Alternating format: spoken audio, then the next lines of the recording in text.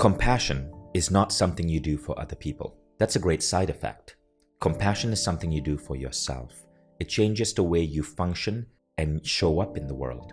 For example, the HeartMath Institute found that if you just close your eyes and you see the face of someone you love, you see their eyes, you see their nose, you feel that love for them, you feel it in your heart area, it changes your heart resonance.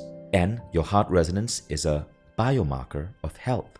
In short, giving love to someone else instantly, physiologically changes the heartbeat that you're having and puts it in a better state that shows that your body is in a healthy mode. Heart resonance correlates with health. And I found this fascinating.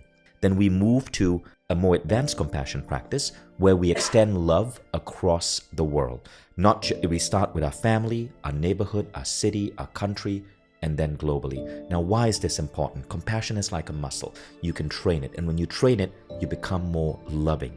If you think about all the great saints and sages and mystic, compassion and love was a key part of who they are. Whether it's Yogananda or Jesus, it was compassion and love. But this is how it shows up. So I remember after the pandemic, I went for breakfast with a friend. All the restaurants had been closed for 3 months, and finally, that weekend, everything opens, and so we are waiting in line for around 20-40 minutes to get in. Finally, we get in. It's really busy, so they can only seat us at the bar.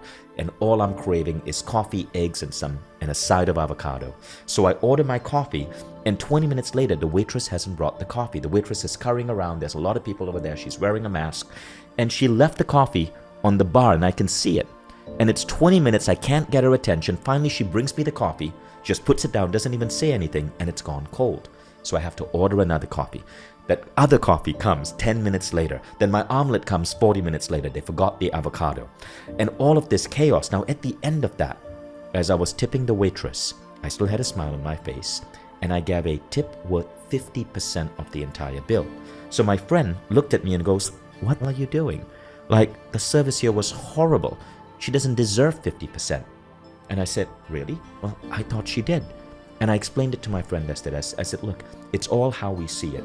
To me, I'm just happy to be here, to be able to eat outdoors again. It doesn't matter we had to wait 20 minutes in line. It was just nice being able to step into a restaurant after 3 months. That waitress, she's been running around with a mask on herself for, maybe 12 hours. Look at the line. She's not even getting a break. And probably for the last 3 months, she didn't have a job. She was probably worried about how to put food on the table. And that's why I gave her a 50% tip. I don't care if my coffee was cold or my avocado came late. That didn't even register for me.